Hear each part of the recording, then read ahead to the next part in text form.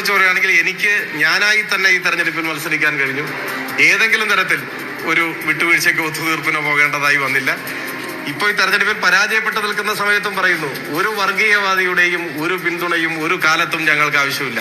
അതിന്റെ പേരിൽ ഇനിയും എത്ര പരാജയപ്പെട്ടാലും നിലപാട് തന്നെ, അതിലൊരു മാറ്റവും ഇല്ല. ശരിയായ നിലപാടുകൾ എല്ലായ്പ്പോഴും അംഗീകരിക്കപ്പെട്ടു എന്ന് വരില്ല. അത് കരുതി ശരിയായ നിലപാടുകളെ കൈയൊഴിയാൻ നമുക്ക് പറ്റില്ല. ഞങ്ങൾ തെരഞ്ഞെടുപ്പിലെ ജയപരാജയങ്ങളെല്ലാം രാഷ്ട്രീയമായിട്ട് തന്നെയാണ് വിലയിരുന്നത്. ഈ തെരഞ്ഞെടുപ്പിൽ ഞങ്ങൾ ജയിച്ചിരുന്നെങ്കിലോ, ജയിച്ചാലും ജനങ്ങൾക്കും നാടിനും വേണ്ടിയുള്ള സമരം തുടരും.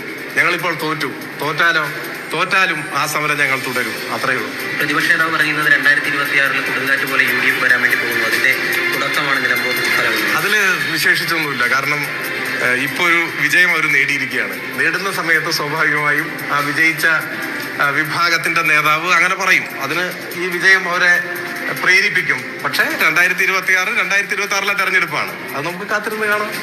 ഓക്കെ. BJP വോട്ടുകളുടെ കാര്യത്തിൽ ഞാൻ ഓരോ വോട്ടും വിശദമായിട്ട് നോക്കിയിട്ടില്ല. കുറച്ച് വോട്ട് കുറവാണെന്ന് പറയുന്നുണ്ട്. പക്ഷെ ഇപ്പൊ തെരഞ്ഞെടുപ്പ് റിസൾട്ട് വന്നൊരു സമയമാണല്ലോ. വന്ന സമയത്ത് സാധാരണഗതിയിൽ വിജയിക്കുന്ന ആളെ അഭിനന്ദിക്കുക എന്നുള്ളത് തന്നെയാണ് ഒരു പൊതുജനാധിപത്യ മര്യാദ. അപ്പോൾ അതാണ് ഞാൻ ആദ്യം തന്നെ പറഞ്ഞത്. ആദ്യത്തെ പ്രതികരണം തന്നെയാണ്. അദ്ദേഹത്തെ അഭിനന്ദിക്കുന്നു, അദ്ദേഹത്തിന് മികച്ച നിലയിൽ പ്രവർത്തിക്കാൻ കഴിയട്ടെ എന്ന് ആശംസിക്കുകയും ചെയ്തു. ഓക്കെ, വേറെ പ്രത്യേകിച്ചൊന്നുമില്ലല്ലോ. ശരി.